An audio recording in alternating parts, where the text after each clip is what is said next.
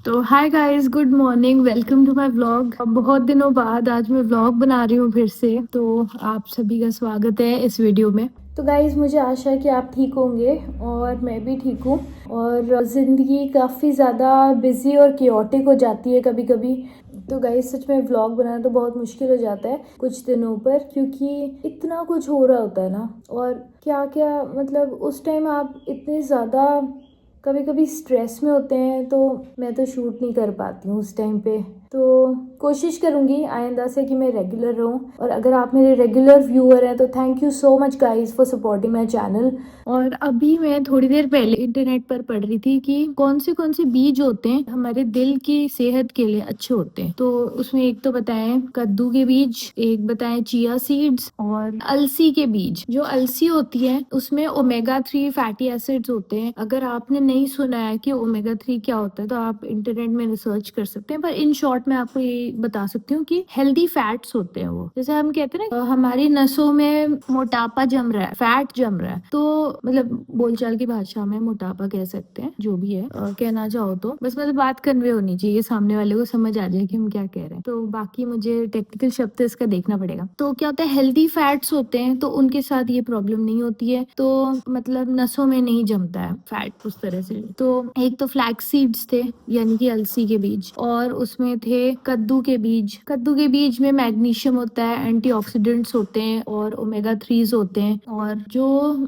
सूरजमुखी फूल के बीज, उसमें विटामिन ई होता है, मैग्नीशियम होता है और हेल्दी फैट्स होते हैं, ओमेगा 3 होते हैं। और तिल तिल भी बहुत अच्छी चीज है, स्पेशली सर्दियों में खाने के लिए। तो आप कोशिश करिएगा कि आप तिल जरूर खाएं। तिल को तो बेस्ट तरीका ये है मेरे ख्याल से कि थोड़े से तेल लेके उसको सेक के आप एक बॉटल में स्टोर करके रख लीजिए। और अगर आपके घर में कोई बुजुर्ग हैं जिनको चबाने में तकलीफ होती है तो फिर उनके लिए आप उस रोस्टेड तिल का पाउडर भी बना के रख सकते हैं। और आई थिंक सेम विद कद्दू के बीज और सूरजमुखी फूल के बीज, और ये सारे मतलब कि सेक के आप रख लें कोई भी बीज आपको खाने हैं, और उसको आप पाउडर बना के भी रख सकते हैं, खुद के लिए भी, बुजुर्गों के लिए भी, बच्चों के लिए भी, क्योंकि फिर उसको डाल सकते हैं। आज मैंने कल 2 सीड्स मंगवाए हैं, अभी मैंने सनफ्लावर सीड्स मंगवाए हैं और फ्लैक्स सीड्स मंगवाए हैं। तो और बाकी मैंने कद्दू के बीज अभी मंगवाए नहीं है, आज या कल मंगवाऊंगी। मैं आपको दिखाती हूँ मैंने कौन से मंगवाए। मैंने टाटा के मंगवाए हैं, क्योंकि बस वो मैंने जब खोला था अमेजोन मुझे सामने दिख गए थे वो। और टाटा का यूजुअली सामान अच्छा ही रहा है, उनकी दालें बहुत अच्छी हैं क्योंकि अनपॉलिश्ड दालें होती हैं। तो गाइस, दालों के अंदर क्या होता है आपको पता है कि जो कच्ची दाल होती है उसको पॉलिश किया जाता है केमिकल से या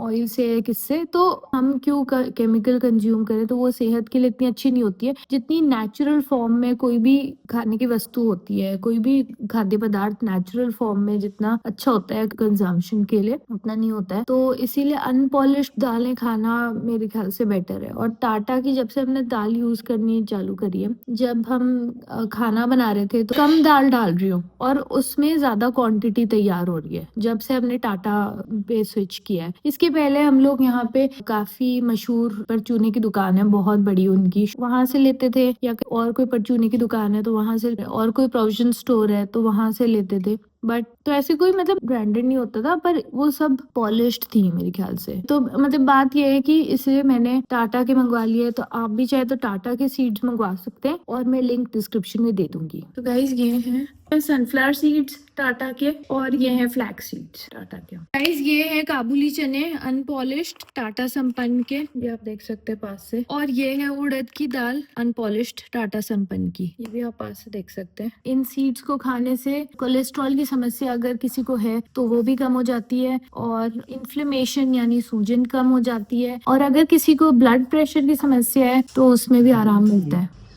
रावली पर्वत, धुंध के पीछे चिड़ियों की आवाज सुन लो।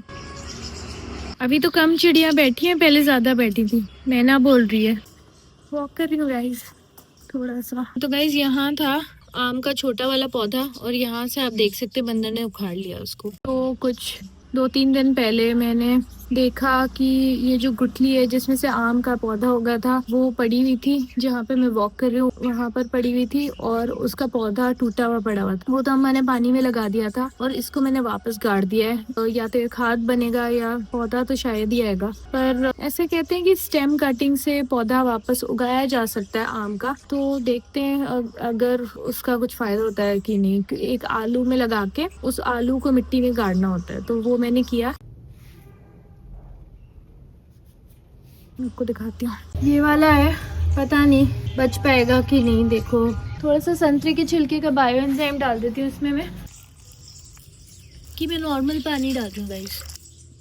मैंने जो भी वीडियोस देखे इंटरनेट में उसमें बस ये जो स्टेम कटिंग वाला वीडियो था, जो स्टेम कटिंग दिखा रखी थी आम के पौधे की, वो काफी मोटी और पुरानी स्टेम थी। ये काफी छोटा पौधा है, कम उम्र है। तो अब देखते हैं, पता नहीं क्या होता है कि इससे कोई फायदा होगा कि नहीं। पर मैंने कर दिया है एटलीस्ट, मतलब एटलीस्ट कि मेरे मन में ये रहे कि मैंने कोशिश की। पौधों को बचाने के लिए वैसे मैं नेट लगाना चाह रही हूँ, तो हम कुछ दिनों में नेट लगवाएंगे। तो गाइस इन सब में भी मैंने बायो एंजाइम डाल दिया है। ये अनार के पौधे थोड़े बड़े हो गए, ये और अनार के पौधे, इन सब में मैंने डाल दिया। ये सीताफल की पौधा आ रही है। गाइस बुलबुल चावल खा रही है। मैंने सुबह चावल रखा था और काली और सफेद मैना हर श्रृंगार के पेड़ में बैठी है।